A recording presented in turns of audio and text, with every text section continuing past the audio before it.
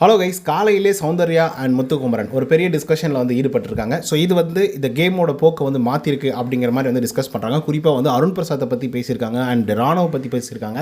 So அப்படி என்ன பேசினாங்க, ஸோ அது வந்து எவ்வளோ தூரம் இம்பாக்ட்ஃபுல்லாக இருக்க போகுது இந்த கேமுக்கு அப்படிங்கிறத பற்றி இந்த வீடியோவில் முழுசாக வந்து பார்க்கலாம். ஸோ இந்த வீடியோக்கு போகிறதுக்கு முன்னாடி நம்மளுடைய சேனலை சப்ஸ்கிரைப் பண்ணாதவங்க சப்ஸ்கிரைப் பண்ணி வச்சுக்கோங்க. பக்கத்தில் ஒரு பெல்லைக்கான இருக்கும், அதையும் ப்ரெஸ் பண்ணி ஹாலில் போட்டுக்கோங்க. அப்போ தான் நாங்கள் அப்டேட் பண்ணுற ஒவ்வொரு உங்களுக்கு நோட்டிஃபிகேஷன் வந்து சேரும். அதை தான் இந்த வீடியோ குறைஞ்சபட்சம் ஒரு 1000 லைக்கான எதிர்பார்க்குறோம். ஸோ லைக்கை போடுங்க, வீடியோ பாருங்கள். வாங்க என்ற வீடியோக்கள் வந்து போகலாம். காலையிலே சௌந்தர்யா அவர்கள் ரொம்ப எர்லியராகவே எந்திரிச்சிருக்காங்க. ஸோ எந்திரிச்சிட்டு போய் ஜாலியாக கார்டன் ஏரியாவில் படுத்துக்கிட்டு அப்படியே வந்து பாட்டு பாடிட்டு இருக்காங்க. ஸோ அதுக்கப்புறம் முத்துக்குமரன் வந்து பார்த்திங்க அப்படின்னா எந்திரிச்சு வந்து வராப்பில். ஸோ இப்போது எதை பற்றி டிஸ்கஸ் பண்ணுறாங்க அப்படின்னு பார்த்தீங்கன்னா, நீங்கள் வந்து சீக்கிரமாக எந்திரிப்பீங்களா என்ன ஏது அப்படின்லாம் விசாரிச்சுட்டு அதுக்கப்புறம் இந்த டாஸ்க்கை பற்றி வந்து விசாரிக்க ஆரம்பிக்கிறாங்க. சௌந்தர்யா பயங்கரமாக ஃபீல் பண்ணி ராணவ் தான் ஒரு மாதிரி வந்து பண்ணிட்டான், ஸோ அவன் பண்ணாமல் இருந்திருந்தான்னா நல்லா இருந்திருக்கும் இந்த டாஸ்க் அப்படிங்கிற மாதிரி வந்து இருக்குது அப்படிங்கிற மாதிரி சௌந்தர்யா புலம்ப ஆரம்பிக்கிறாங்க. அதுக்கு வந்து நம்ம முத்துக்குமரன் அவர்கள் வந்து என்ன சொல்கிறார் அப்படின்னா, ஆமாம் டாஸ்க்கை வந்து டாஸ்க்காகவே இவங்க வந்து பார்த்துக்கவே மாட்டேங்கிறாங்க, நிறைய இடங்கள் வந்து பர்சனலாக எடுத்துகிட்டு போகிறாங்க. இது வந்து ஒரு டாஸ்க் அப்படிங்கிறத தாண்டி ஒட்டுமொத்த கேம் பிளேக்குள்ளே வந்து போகிறாங்க. அதாவது இந்த 105 டேஸ் அப்படிங்கிறது வந்து ஒரு கேம், அதுக்குள்ளே வர்றது வந்து பார்த்திங்க அப்படின்னா டாஸ்க்கு. ஸோ இந்த டாஸ்க்கை வந்து கேமாக பார்க்க ஆரம்பிக்கிறாங்க, அப்படி இல்லைனா பர்சனலாக பார்க்க ஆரம்பிக்கிறாங்க. ராணுவ வந்து அந்த மாதிரி வந்து பேசிடக்கூடாது, ரொம்ப பர்சனலாக ஒன்று வந்து அட்டாக் பண்ணி பேசிட்டான் அப்படிங்கிற மாதிரி சௌந்தர்யாக்கிட்டையும், அதே மாதிரி அருண் பிரசாத்தும் எனக்கு வந்து அந்த மாதிரி தான் வந்து பண்ணிகிட்டு இருந்தான். ஏன்னா அவன் பாட்டுக்கு அதாவது டாஸ்க்கே வந்து ஆரம்பிக்கல, ஸோ அதுக்குள்ளேயே வந்து பாபா பாபா பா அப்படின்னு சொல்லி என்னை கிண்டல் பண்ணுறதா இருக்கட்டும். சாச்சனாவுக்கு நடந்த விஷயங்கள் தான் உங்களுக்கும் வந்து நடக்கும். சாச்சனா எப்படி எவிக்டாக வெளியே போனாலும் அந்த மாதிரி தான் நீங்களும் எவிக்டாக வெளியே போவீங்க. ஒருவேளை நீங்கள் முத்துக்குமரனுடைய பேச்சை கேட்டிங்க அப்படின்னா தயவுசெய்து முத்துக்குமரனுடைய பேச்சை வந்து கேட்காதீங்க அப்படிங்கிற மாதிரி ரொம்ப பர்சனலாக பிரச்சாரம் பண்ண ஆரம்பிச்சிட்டாரு. ஒரு டாஸ்க்குள்ளே எப்படி ஒரு டாஸ்க்கை வந்து விளையாடணும் அப்படிங்கிறத பற்றி யோசிக்காமல் இந்த மனசு வேறு மாதிரி வந்து பார்த்திங்க அப்படின்னா என்னை வந்து போர்ட்ரேல் பண்ண ஆரம்பிச்சிட்டாரு.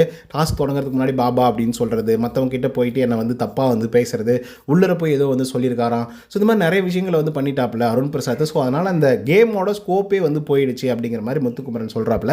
இந்த கேமை எப்படி கொண்டு போயிருந்திருக்கலாம் அப்படின்னா, இப்போ தொழிற்சாலை அதுக்கப்புறம் வந்து பார்த்திங்க அப்படின்னா மேனேஜர்ஸ் வந்து இருந்துட்டுருக்காங்க. தொழிற்சாலையில் ஒரு தீர்மானம் வந்து கொண்டு வராங்க. அந்த தீர்மானம் என்ன அப்படின்னு பார்த்தீங்கன்னா, ஒர்க்கர்ஸ்க்கு வந்து மரியாதை இல்லை, அதே மாதிரி நாய் மாதிரி வேலை செஞ்சுட்ருக்காங்க. ஸோ அப்படி இருக்கும்போது அவங்களுக்கு ஒரு ஸ்ட்ரைக்கை வந்து ஏற்படுத்தலாம் அப்படின்னு சொல்லி நான் யோசித்தேன்.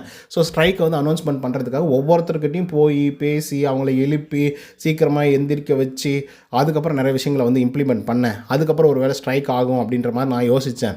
நான் ஸ்ட்ரைக் பண்ணணும் அப்படின்னு சொல்லும்போது அதில் அருண் பிரசாத் வந்து பார்த்திங்க அப்படின்னா ஒரு ஸ்டோரியாக அவர் வந்து சொல்கிறது.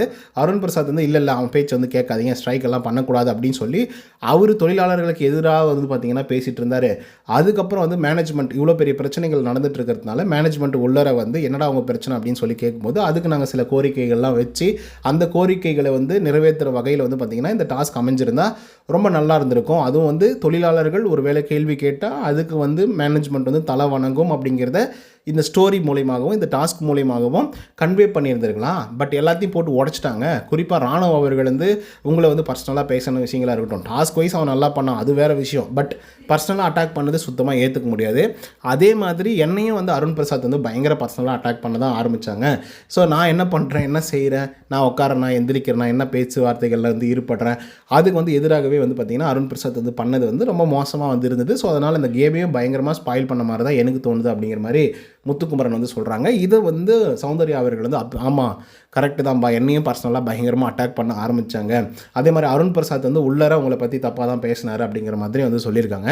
ஸோ இதனை தொடர்ந்து வந்து அருண் பிரசாத் பண்ணது உண்மையாகவே இந்த கேமை ஸ்பாயில் பண்ணுற விதமாக தான் வந்து இருந்தது. அவர் வந்து கேமை பார்க்காம எப்படியாவது முத்துக்குமரனை அட்டாக் பண்ணி பேசிடணும், முத்துக்குமரனை வந்து இந்த இடத்துல இருக்கவே விடக்கூடாது அப்படிங்கிற ஒரு கண்ணோட்டத்தோடு மட்டும்தான் இந்த கேமை பார்த்தாரோ அப்படிங்கிற மாதிரி வந்து தோணுது. உண்மைதான், அது ஆக்சுவலாக சொல்லப்போனால் அப்படி தான் வந்து அவர் ரியாக்ட் பண்ணார்.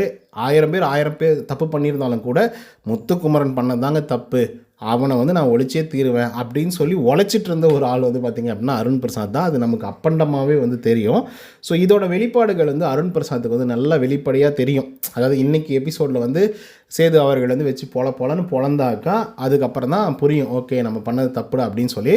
ஃபஸ்ட்டு 2 டேஸ் கொஞ்சம் ஒரு மாதிரி வந்து இருந்தாப்பில், அதுக்கப்புறம் கொஞ்சம் கொஞ்சமாக டைலூட் ஆகி அதுக்கப்புறம் அந்த பிரச்சனைக்குள்ளே பெருசாக வந்து ஈடுபடல. அதே மாதிரி ஜாக்லின் அவர்கள் கூட்டம் வந்து சொல்லிட்டாங்க, டேய் நீ என்னடா எப்போ பார்த்தாலும் அவனையே நோண்டிக்கிட்டே வந்து இருந்துகிட்ருக்க, உன்னுடைய கேமை நீ ப்ளே பண்ணுறா, அதை விட்டுட்டு அவன் முன்னேறான், அவன் பேசுகிறான், அவன் பேசக்கூடாது, இது அதுன்ற மாதிரியே பேசிகிட்டு இருக்கியே, நீ எப்போ உன்னுடைய கேமை விளையாடுவ அப்படின்னு சொல்லி கேட்டிருந்தாங்க.